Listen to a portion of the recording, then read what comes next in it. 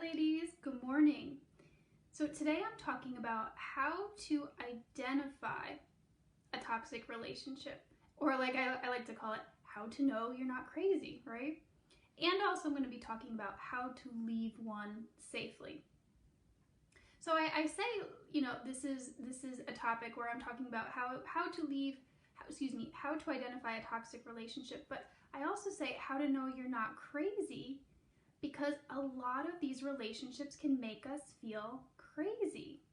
They can make us doubt ourselves. They can make us doubt the dynamics of the relationship. They can sometimes make us think that we are entirely at fault for the dynamics here. So that's why I call it, how to figure out if you're not crazy. Because most often, no, you are absolutely not crazy. There are just toxic dynamics involved. And so here I'm going to start going through some of the ways that you can tell if your relationship is toxic or not. So what I call a toxic relationship is any relationship where there are I can't talk today, excuse me guys, where there are dynamics that consistently hurt you, if there is abuse, if there are dynamics where you feel like your self-worth is getting lower, or any dynamics that make you feel disconnected from yourself as a person. This is a toxic relationship. Any relationship that is abusive by default is considered toxic. So I'm going to go through some specific signs here of a toxic relationship. So like I said, this could be abuse, but this could be verbal abuse, not just physical. This could be emotional abuse. This could be mental abuse. So all kinds of abuse would be considered a toxic relationship.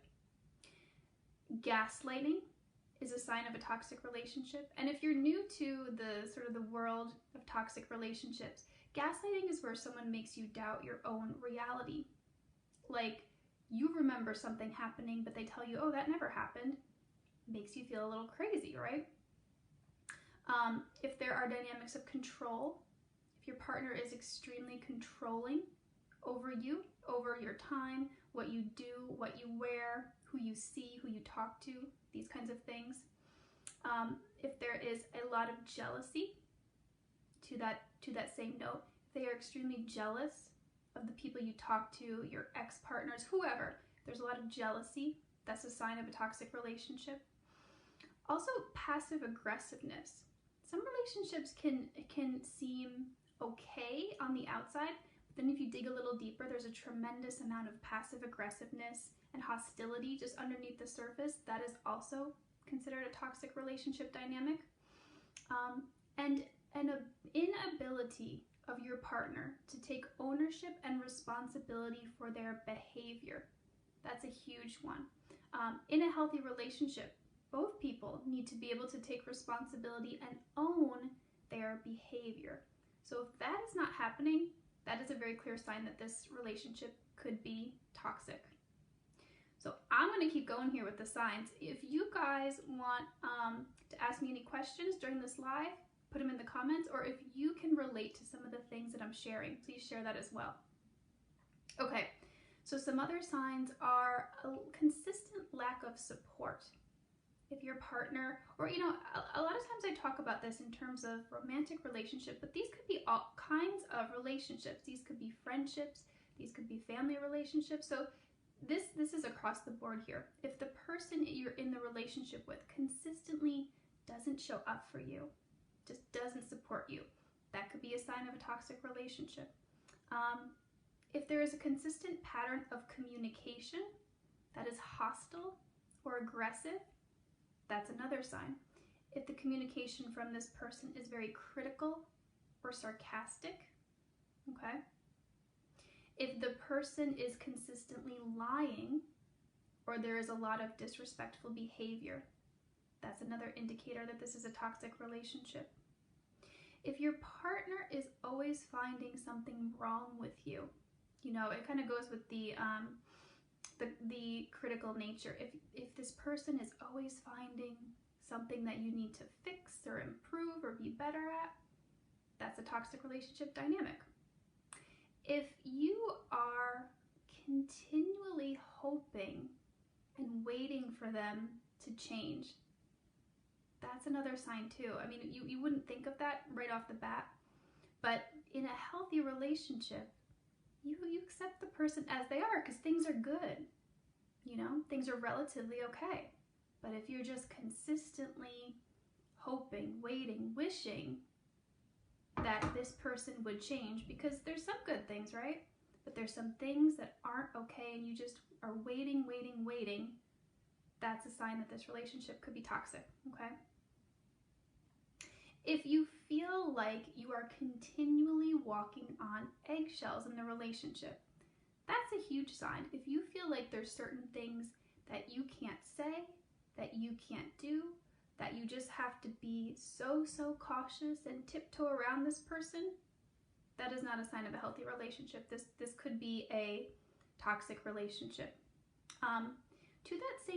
To that same tone, if you feel like you are constantly saying, I'm sorry, if you are excessively apologizing, okay, that's another sign that your relationship is toxic, because it probably means that you feel like everything you do is not okay, or it's going to trigger this person, or this person is going to react to something you do. So another sign is if you feel scared or reluctant to talk about things with your partner or bring things up, that probably means the communication is not good. That probably means you are afraid of this person's reactions, okay? And so that's another clear sign of a toxic relationship. It also could be a sign of a toxic relationship if you feel, to the same token, too scared to hold your partner accountable for their behavior.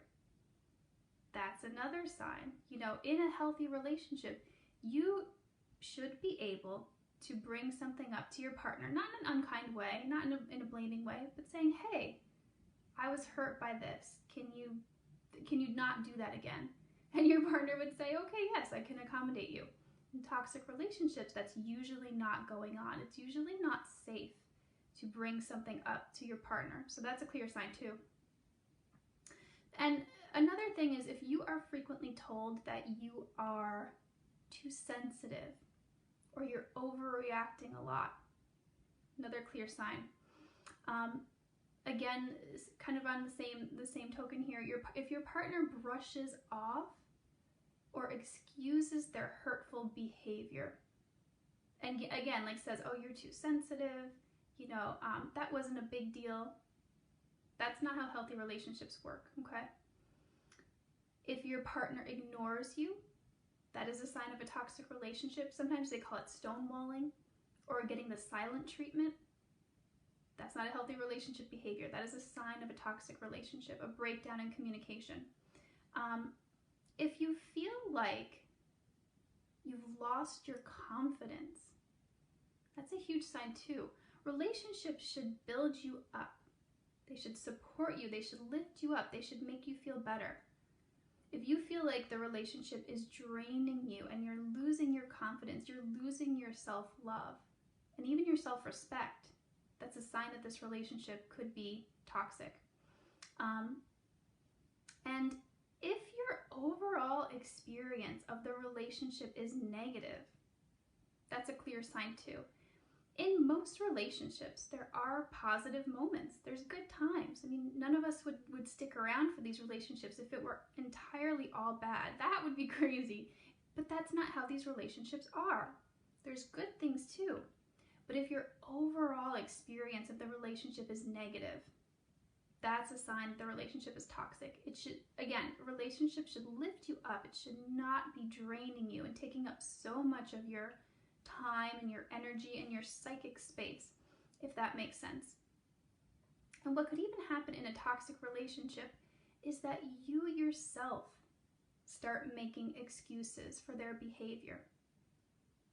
You could have been in the relationship so long, and a lot of this stuff could be so normalized in your mind that you make excuses for it. You know, oh, they had a difficult childhood. They went through some tough stuff. They're a good person at heart. They just don't know how to treat me well. They don't know how to communicate, okay? That's kind of what that dynamic looks like. And I know, like, I can relate to that too personally. I've been through that myself. It's very, very common for these relationships. All right, guys, so those are the clear signs that your relationship may be toxic. So now I'm going to talk about how to leave one safely. If you recognize these signs and you're still in a toxic relationship, let's get clear on how to get you out of that safely. So the first thing you want to do is get as much support as you can. Tell someone what's going on. And I know this can sometimes be really difficult, but the more support you can get, the more strength you can lean on from other people in this really tough time, the better off you'll be, the easier it will be to leave. You know, one of the most important things I tell women to do who are in these situations where it could potentially be dangerous to leave is to get support from your local domestic violence shelter. They have a tremendous amount of resources locally that can really be helpful to you. I know this, I did this myself. Like when I was in this situation, I reached out to the domestic violence shelter. They gave me a ton of help. They actually even gave me some free counseling at that time. I didn't have a ton of money at that time. So it was tremendously helpful. And they have shelters if you need a place to stay. Luckily, I didn't need a place to stay. I had somewhere safe to go, but a lot of people don't. And so these are really, really great resources for you. They can help you come up with a specific safety plan to leave the relationship locally. It's very important to do this locally because you need someone on the ground there that knows your area, that knows the safe places to go, that can help you in real time, okay? So then the next thing you want to do is to get all of your important documents together. If you live with this person, if you live on your own, this is different. But if this is a marriage, if you live with somebody, gather all your documents together and put them in a safe place, just so you have them there if something comes up and you need to leave quickly. You know, put them in a bag, hide it somewhere, you just grab it and go, okay? The next thing you want to do is to save up some emergency money. I know this can be hard too, but you want to stash away some money as much as you can so that you make it easier for yourself when the time is right to leave. And this is where your support system can come in handy too. But yeah, you want to, you know, if this is, I know for a lot of people this is tough financially to leave these situations. So as soon as you can, slowly, just start putting some money away so you have that safety net, that emergency fund for yourself. And then, you know, the last thing here is find a safe place to go. This could be the shelter, this could be a friend temporarily, this could be a family member. Wherever you can find, go. Make a plan. And that's why it's so important to get as much support as possible.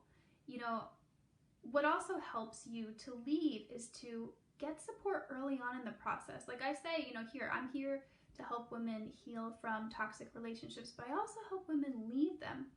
Because if you've been in this toxic or abusive situation for a long time, your self-esteem is probably very low. You probably feel very beat up. You might even feel very confused and lost. So the earlier you can get support in this process, the better. In order to build you up, to get some of that confidence back, to get some clarity and get out of that fog of confusion of the toxic relationship so that when the time comes to leave, you're much stronger and better able to do so. So I hope this was helpful for you guys. Again, like if you have questions, put them in the comments. Later on this week, I'm going to be talking about how to set really clear boundaries with people so that you don't end up in these toxic relationships again. It's a really, really critical skill to learn to get you out of these patterns. Yeah, again, so I hope this was helpful. And if you are in a situation where you're not sure if this relationship is toxic or you know it is and you're ready to get out of it and you're looking for support, message me. That's what I'm here for. All right, guys, talk to you soon.